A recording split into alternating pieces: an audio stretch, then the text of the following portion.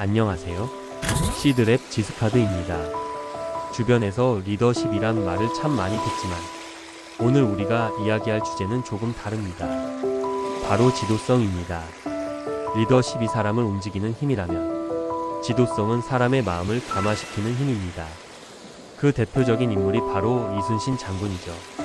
오늘은 조선을 구한 지도자 이순신 장군을 통해 진짜 지도성이란 무엇인지 함께 이야기해 보겠습니다.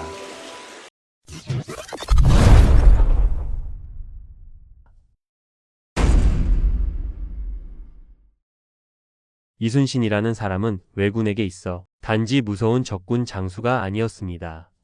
그럼 무엇이었을까요? 1592년 임진년 그리고 1596년 정유년 조선 땅을 침략한 왜군은 총 30만 명, 그들이 몰고 온 군함은 약 2,000척. 그런데 놀라운 건 그중 11만 명이 이순신 장군에게 바다에 수장되었고 1,500척의 배가 그 손에 완전히 사라졌다는 사실입니다. 반면 조선 수군의 피해는 200명 이하, 침몰한 전함은 단 한 척도 없었습니다. 이 정도면 전쟁이 아니라 자연재해에 가까운 결과 아닐까요? 그래서 일본 입장에서 이순신은 인간이 아닌 천재, 즉 하늘이 내린 재앙 같은 존재였습니다. 하지만 우리에게 그는 하늘이 내린 성웅이자 감사함 그 자체로 남아 있습니다. 중요한 사실은 이순신 장군이 단순히 전쟁을 이긴 군인이 아니라 인간의 길을 보여준 지도자였다는 것입니다. 그의 지도성은 세 가지 축으로 나눌 수 있습니다. 도덕적 신념, 실천의 철저함, 그리고 인간적 품격.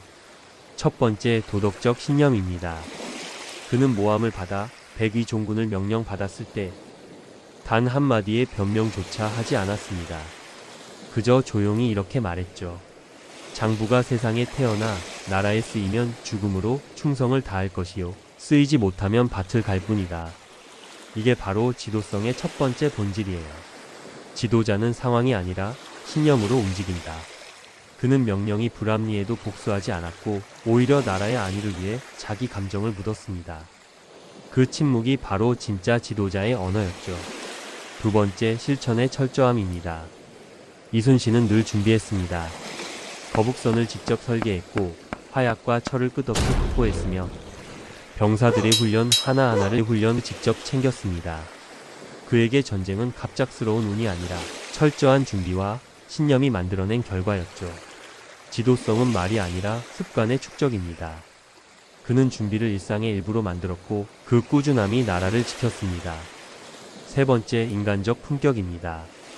그는 부하들을 자식처럼 아꼈습니다.